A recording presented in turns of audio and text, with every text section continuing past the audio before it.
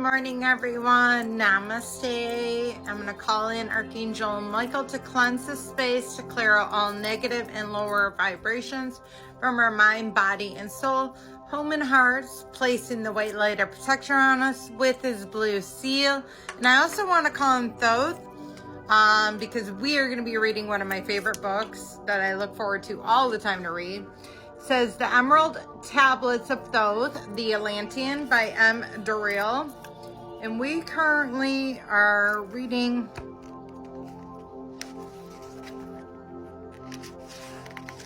on the preface still, and it states, "It should be understood that the Great Pyramid of Egypt has been and still is a temple of initiation into the mysteries. Jesus, Solomon, Apollonius, and others were initiated there. The writers who have a connection with the Great White Lodge, which also works through the pyramid of priesthood, was instructed to recover and return to the pyramids of the ancient tablets. This, after adventures which need not be detailed here were accomplished before returning them, he was given the permission to translate and retain the wisdom engraved on the tablets. This was done in 1925, and only now has permission been given for part to be published. It is expected that many will scoff, yet the true student will read between the lines and gain the wisdom. In the lights in you, the light which is engraved in the tablets will respond." Now a word of the material aspect of the tablets. They consist of 12 tablets of emerald green, formed with a substance created through the alchemical transmutation. They are imperishable, resistant to all elements and substances. In effect, the atomic and cellular structure is fixed and no change will ever be taking place. That's amazing. I didn't know that.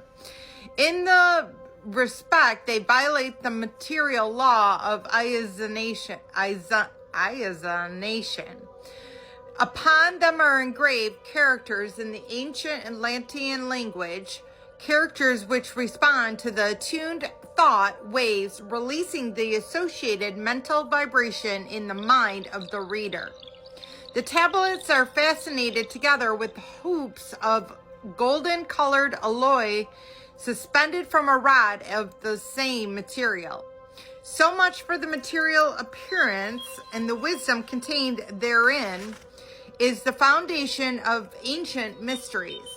And for the one who reads with open eyes and mind, his wisdom shall be increased 100-fold. Read, believe or not, but read, and the vibration found therein will reawaken a response in your soul. In cosmic harmony, Durrell, supreme voice of brotherhood. So we're going to start it. It's Emerald Tablets number 1, the history of Thoth, the Atlantean. I, Thoth, the Atlantean, masters of mysteries, keepers of records, mighty king magicians, living from generation to generation, being about to pass the halls of Amenti, down from the guidance of those who come after. These records the mighty wisdom of the great Atlantis. In the great city of Kior, or the island of Undal, in a time far past, I begin this incarnation.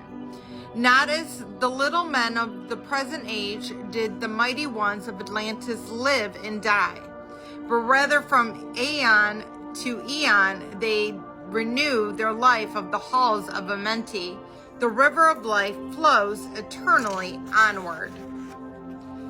100 times 10 I have descended from the dark way that led into the light, as many times as I have ascended from the darkness into the light. My strength and my power are renewed.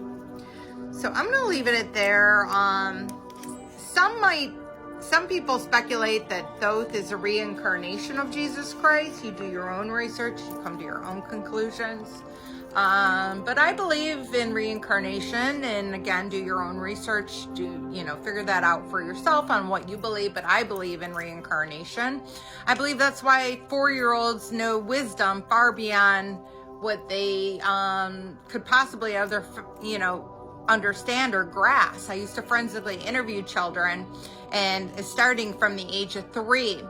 And I could always tell when a higher power was stepping in to help the child, because we would read the book to establish between truth and a lie, and to see if the child understood the concept of a truth and a lie, because again, they were 3 years old. And they wouldn't really, when we were reading the book, they were very much like a 3-year-old. And then when they were telling me their story, all of a sudden they were utilizing words that were far beyond their grasp. I've worked in preschools. I know what, children, I have a master's in psychology. I know what that age level is able to say, and they were saying things that there's no way a 3-year-old would be able to say. And I knew that a higher power, their angels, their guides, whatever you want to call it, God, I knew they were stepping in to help the 3-year-olds.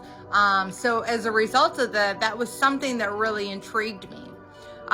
So I don't know if you can put that comparison together, but it definitely equates in my mind, at least. So I love you all. Have a blessed day, and we'll get into it again in the future. Love you.